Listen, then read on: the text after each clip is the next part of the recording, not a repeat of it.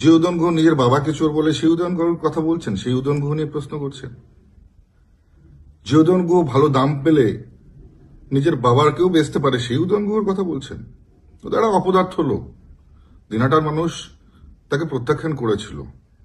নেহাত আমি রিজাইন দিয়েছিলাম বলে দ্বিতীয়বার সুযোগ পেয়েছে। আর দেখুন, এরা রাজনৈতিকভাবে আমার সাথে কখনো পেরে ওঠে না। কোনো রাজনৈতিক বক্তব্যের এরা যে প্রতিক্রিয়া সেটা দিতে পারে না, তাই ব্যক্তিগত আক্রমণ করে। তো আমি কখনো এদেরকে ব্যক্তিগত আক্রমণ করি না।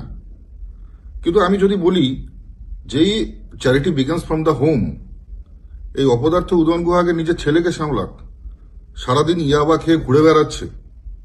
আর এই গাঁজা টাজা খাওয়ার অভ্যাস বোধহয় ওনার আছে, তাই কোথায় কি গাঁজা খেলে কি স্বাদ সেটা উনি ভালো বলতে পারবে।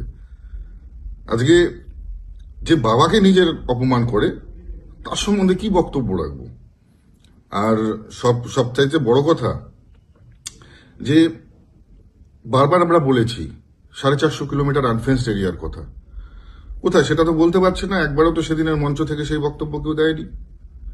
আজকে স্পোর্টস হাব হচ্ছে না কারণ মাঠের মাঝখানে বড় একটা ইলেকট্রিকের হাইমাসের পোল, যেটা স্টেট গভর্নমেন্টের, সেটা কেন সরাচ্ছে না? এই বক্তব্যগুলোর কোনো উত্তর নেই। এরা অপদার্থ থেকেই যাবে। আগে নিজের ছেলেকে সামলাক, আগে ঘর সামলা আগে বাবা, তারপরে আমার সম্বন্ধে বলতে আসো। ব্যক্তিগত আক্রমণ করলে পরে আমরাও করতে পারি, তবে আমরা শিষ্টাচারে বিশ্বাসী। আমরা রাজনৈতিকভাবে লড়াই করতে আগ্রহী, ব্যক্তিগতভাবে নয়।